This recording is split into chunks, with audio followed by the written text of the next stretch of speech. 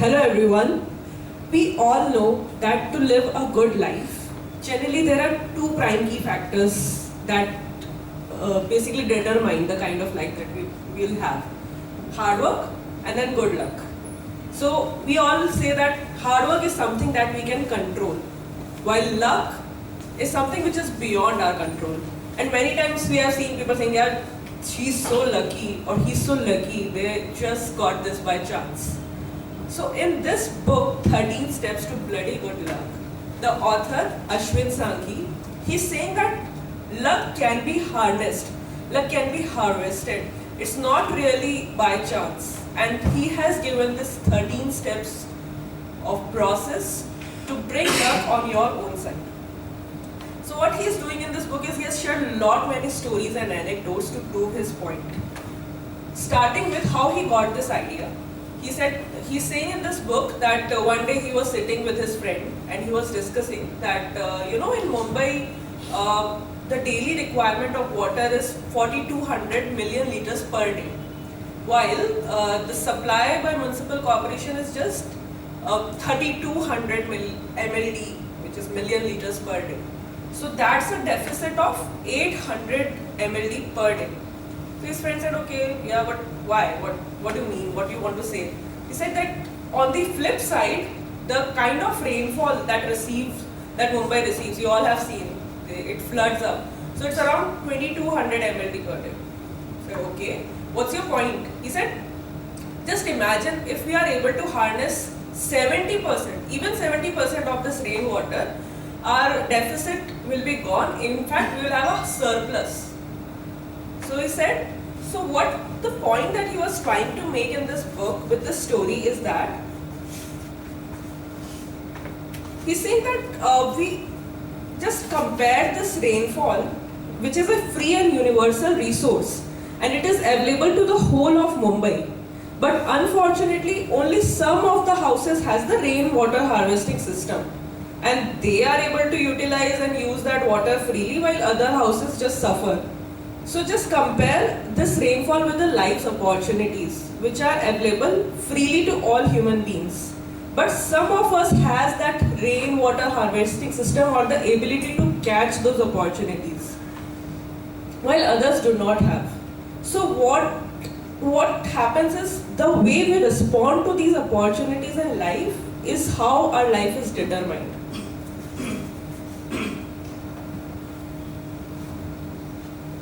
Now next he has shared a very interesting story about how our attitude determines our luck. So he said there was one psychologist in a university of Hertfordshire. He wanted to understand whether an attitude can make a person lucky.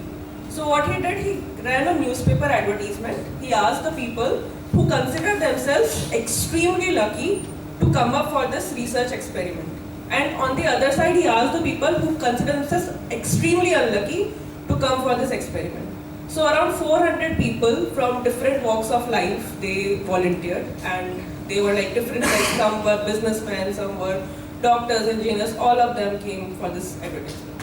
So what they had to do, they were given a set of newspapers, identical newspapers, each one of them. And that psychologist asked them that count the number of photographs in that newspaper.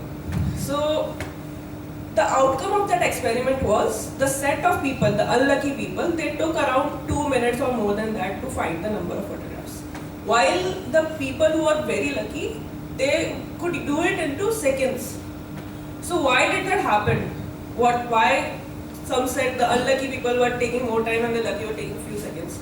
Then he mentioned that on the second page of newspaper, I have pasted a half-page ad in a bold letter saying, stop counting, there are 43 photographs in the newspaper. So, what he explained was, because the people who considered themselves unlucky were very anxious that, I have to count and I should not lose out on the time, and that's why they could not recognize that, the very thing that they're looking for was right in front of them. While the people who were considering themselves lucky, they were very calm, they were not in competition with anyone. And they were very relaxed, and that's why they could spot the opportunity that was in front of them. So these were kind of like very moving stories which kind of prompt us to think that whether we need to change our mindset, and what is happening is because of us only, our attitude only. So one such step that author mentions in this book is that lucky people grow their network. They have a set of network and they grow it. And I think this very much applies to all the people out here who are trying to grow their network coming in HYS, because you never know how you can meet people and grow your opportunities. Like after this session, I'm going to meet Alok because I keep on searching for co-working spaces, but I don't find good one. So probably I got welcome. Yeah. So one more interesting story that he has shared is about a boy. He said that my father was never interested in my studies, but he was very much keen for an all-round development. So he had run an advertisement in a newspaper for a requirement of the teacher. And after a couple of interviews, he hired one teacher. What he used to do is, he used to take us on the trips around the Bombay. Every year we used to go for camping, stay in villages. We used to travel in bus and trains, and that kind of helped us in growing our attitude and our personality. And you know who that guy was? He was none other than Mukesh Ambani, and his father was Dhirubhai Ambani. So he said that our father emphasized a lot on our all-round development. So with this story, the author is trying to tell us that the lucky people don't hesitate from experimentation. They always keep on trying something new. I'll share one last story, one of the story from this book, which is my personal favorite, because whenever I feel down, I read that story and it immediately lifts me up. So there was a farmer in China, and one day he used to do farming, and one day his horse, he ran away. So all his neighbors came and said, what a bad luck, your horse just got run away and we are very sad for you. Sorry, I should be here, right? So he said, yeah, I mean, good luck, bad luck, who knows? And he carried on with his work. After a few days, that horse came back, and he came back with a herd of wild horses along with him. Now this time the neighbors were very astonished. They again came to him and they said, wow, yeah, you're so lucky, you got a good luck. It's good that your horse ran away.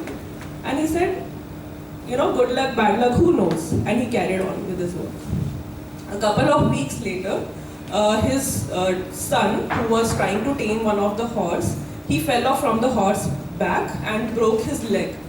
Now again people came to share condolences, and they said, so sorry, such a bad luck, your son got injured.